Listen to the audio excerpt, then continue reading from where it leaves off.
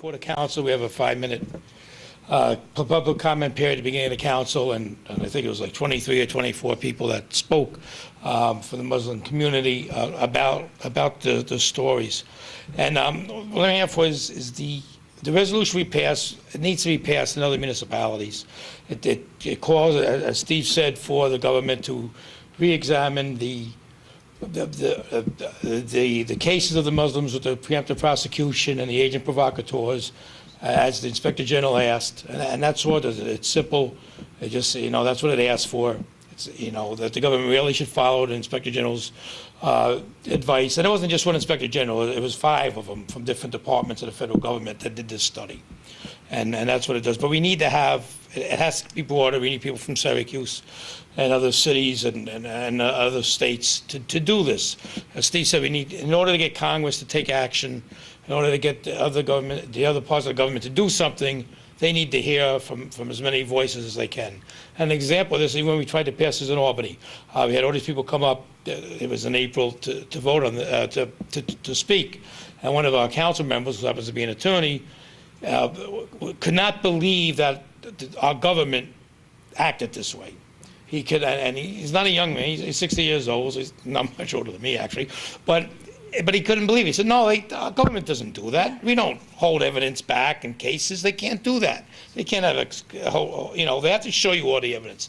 They can't, they don't come out and listen on your phone calls with, wireless wiretaps.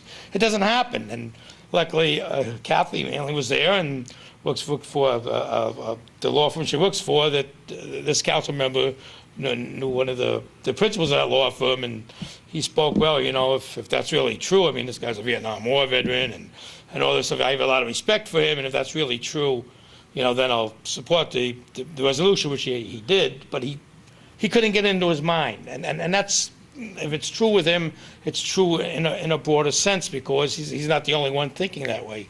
That we have to, people have got to see really what's going on, and the best way is through the stories like we heard today, to have the people come and tell us the truth, tell us what really happened, tell the brothers and the fathers and the uncles, how the FBI came in, in the early morning hours and after midnight and did these things, and with what evidence, and like I said, setting people up, it's entrapment, and let people know that. But we need to get the word out, and the reason we did it for the Common Council of Albany is the way I explain to people, we're the closest to the people.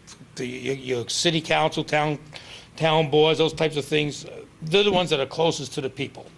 So they're the ones that you interact with. In Albany, we have about 6,500 people in each of our wards that we represent. So it's the smallest group. We get to know a lot of the people personally. They can come and speak to us a lot easier than they can go to like a state senator or an assemblyman or a House representative, a congressman or U.S. senator. I mean, just think of how big the districts are. As U.S. senators representing the whole state. So they don't have the same level of contact as your local government does. So that's why you need to look on the local level. And then it'll go up. I mean, we sent a resolution to our congressional representatives, our U.S. senators. I sent a letter both to President Obama and to Attorney General Holder. Neither of them have answered the letter with a copy of the resolution. But saying this is what, we did in Albany, is what our constituents are saying, that this is a concern of theirs. And it's beyond just being a concern because it's Muslims that are involved. It's a concern because if they can do it for one group, as we've seen in the past, it can affect other people and other groups. I only looked into one of the cases described by Project Salam, that of Dr. Rafiel Dafir. In February 2003, just before the Iraq invasion, he was arrested in Syracuse, New York. Then the governor of New York, at the time, Pataki, bragged about how a terrorist suspect had been taken in. But Dafir wasn't charged with terrorism. He was charged with sending money to Iraq. You must recall that from 1990 to 2003, it was against the law to send money to Iraq.